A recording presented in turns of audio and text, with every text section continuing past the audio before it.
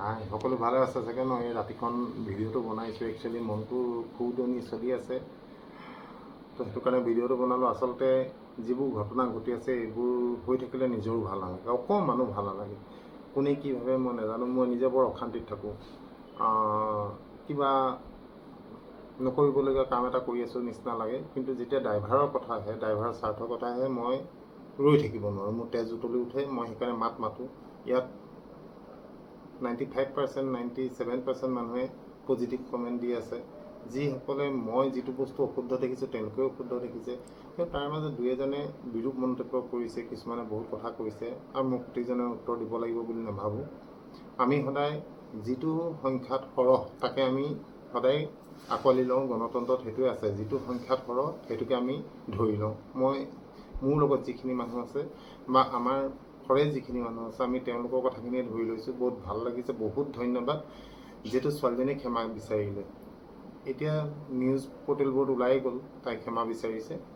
তাৰ আগে আগে ঠিক তাই মোলৈ ফোন কৰিলে, মই ফোনটো ধৰিলোঁ, কৈছে দাদা মই সেইজনী ছোৱালীৰ নাম কম। মই বোলো নামটো, বোলে নামটো নক'লে হ'বনে? বোলো ভয় কেলৈ কৰিছে নামটোৰ পৰা? তেতিয়া তাই ক'লে দৰ্শনা কলিতা। এদিনে ছোৱালীজনীক মই তেতিয়াও ক'লোঁ, শুনজনী তুমি মোৰ ছোৱালীৰ লগৰ, তুমি ফোন কৰিলে বিয়াত ভাল কৰিলে, তুমি আগতেই নকৰিলা কিয়? তাকে যে মই নাম্বাৰটো পোৱা নাছিলোঁ সেইকাৰণে কৰা নাছিলোঁ, মই আজি ৰাতিপুৱাৰ পৰাই কৰিমকৈ আছিলোঁ। বোলো ঠিক আছে, বোলে মই ক্ষমা বিচাৰিছোঁ, মোক ক্ষমা কৰি দিওঁ। বোলো মোক ক'লেতো নহ'ব, আমাৰ বৃহৎ ড্ৰাইভাৰ সংস্থা আছে, চব লাগি আছে, গোটেই অসমৰ যিমান ড্ৰাইভাৰ সংস্থা আছে সকলো লাগি আছে, সকলোৰে আগত ক'ব লাগিব।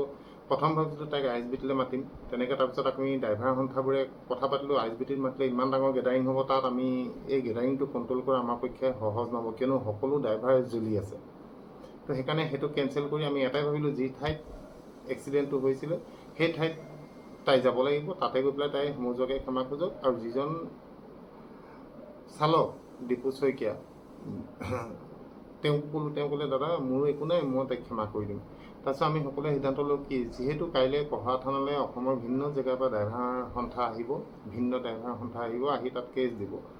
তো তাতে গোটেইবোৰ আমি লগ পাম। এইটো কৈছিলোঁ তুমিও তালৈ যাবা, তোমাক কোনেও একো নকয়, এটা শব্দও নকয়। তুমি তাত গৈ পুলিচ থানাত পুলিচ থাকিব, তাৰ আগত তোমালোকে তুমি কৈ দিবা, আৰু যিহেতু তাত গেডাৰিংটো কম হ'ব, তাত তুমি কৈ দিবা, আমি তোমাক তাতে এৰি দিম। তোমাৰ উজ্জ্বল ভৱিষ্যত কামনা কৰিছোঁ, তুমি ভালে থাকা, তোমাৰ লগত আমাৰ কোনো শত্ৰুতা নাই। তুমি যিটো কৰ্ম কৰিলা সেই কৰ্মটোৰ লগতহে আমাৰ শত্ৰুতা আছিলে। তুমি যেতিয়া ক্ষমা বিচাৰিছা, আমাৰ ক'বলগীয়া একো নাই, তুমি আমাৰ ছোৱালীৰ নিচিনা, তুমি ভালে থাকা সদায়। তাইক মই সিমানখিনিও ক'লোঁ।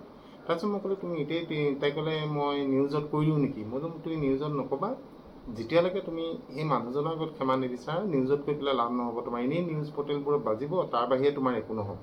সিমানখিনি কোৱাৰ পিছতো তাই মোৰ কথা নুশুনি তাই নিউজ পৰ্টেলত দিলে। তাই ভয়তে যি টি কথা কৈছে, আৰু নিউজ পৰ্টেলত যিটো কৈছে আপোনালোকে মন দি শুনক। প্ৰথমতে তাই ক'লে মই গাড়ীৰ পৰা নামিলোঁ, দেউতা গাড়ীৰ পৰা নামিলে, দেউতা নমাৰ পিছত মই গাড়ীৰ পৰা নামিলোঁ। তাৰ পিছ মুহূৰ্ততে ঠিক ক'লে যে মই মানুহটোক ধৰি থাকোঁতে গাড়ীৰ পৰা দেউতা আৰু মা নামি আহিলে।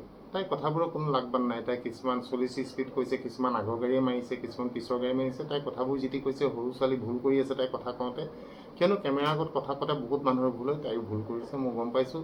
এইবোৰ একো কথা আমি ধৰা নাই, আমি আমাৰ স্থিতিত অটল আছোঁ। আমি কাইলৈ যাম কহৰা থানালৈ, আৰু তাৰ আগত যদি ছোৱালীজনী নাযায় তেনেহ'লে আমি কেছ দিবলৈ বাউন হ'ম।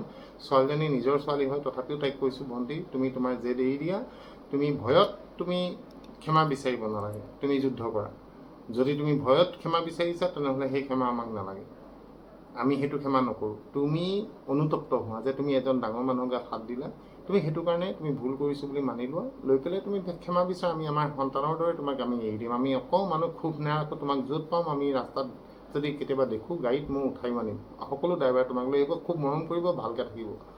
কিন্তু এনেকৈ নহয়, সংবাদমেলত তুমি সংবাদমেল পাতি তাত তুমি চৰি ক'বা, এই টেঙৰামিবোৰ বহুত দেখিলোঁ। এনেকুৱা টেঙৰামি আমাৰ লগত নকৰিবা, ভাল নালাগে। ইমান সৰু ছোৱালী ইমান টেঙৰ হ'লে বেয়া লাগে। ইন'চেণ্ট হৈ থাকে না, কোমল হৈ থাকে, সৰলতাটো তাত থাকিবলৈ দিয়া তোমাৰ গাত। কিয়নো সন্তান আমাৰো আছে, আমাৰো ল'ৰা ছোৱালী আছে, আমি জানো ন। এনেকুৱা ধৰণৰ টেকনিক তোমাক যি দি আছে তেওঁৰ পৰা অকণমান আঁতৰি থাকা। সেইবোৰ মানুহে তোমাক ভাল উপায় দিয়া নাই। যদি কাইলৈ তোমালোক নাহা, তুমি আহি মাফ নোখোজা, যিজন মানুহক তুমি বুকুত ধৰিলা তুমি তেওঁকহে ক্ষমা বিচাৰিব লাগিব। তুমি অসমৰ ৰাইজক ক্ষমা বিচাৰিবলৈ কোনেও কোৱা নাই, মোক ক্ষমা বিচাৰিবলৈ কোনেও কোৱা নাই। যিজন মানুহে ভুক্তভোগী, যিজন মানুহৰ হাঁহি হেৰাই গ'ল, যিজন মানুহে ঘৈণীয়েকৰ আগত লাজ পালে, যিজন মানুহে নিজৰ সন্তানৰ আগত লাজ পালে, সমাজৰ আগত লাজ পালে, সেই মানুহজনক তুমি সমজুৱাকৈ ক্ষমা খুজিবই লাগিব। ইয়াৰ বাহিৰে ড্ৰাইভাৰ সন্থাই বেলেগ কোনো কথাই নাপাতে। আমি কাইলৈ যাম কহৰা থানাত। যদি তুমি টাইমত গৈ নোপোৱা তেনেহ'লে আমি কেছখন ফাইল কৰি দিম। তাৰপিছত আমি কোনো ধৰণৰ কম্প্ৰমাইজ নকৰোঁ। তুমি তাৰ বাবে মোক বেয়া নাপাবা আৰু তাৰপিছত তুমি মোলৈ ফোন নকৰিবা। এনিৱে তোমাৰ ভাল হওক তাকে কামনা কৰিলোঁ। আৰু অসমৰ ৰাইজে ইয়াত কি মতামত দিয়ে জনাব। কিন্তু যিজন মানুহ ভুক্তভোগী তেখেতৰ ওচৰত ক্ষমা খুজিবই লাগিব। তাৰ বাহিৰে আমি ড্ৰাইভাৰ সন্থাই বেলেগ কোনো কথা ভাবিবই নোৱাৰোঁ। থেংক ইউ, ভালে থাকক, গুড নাইট।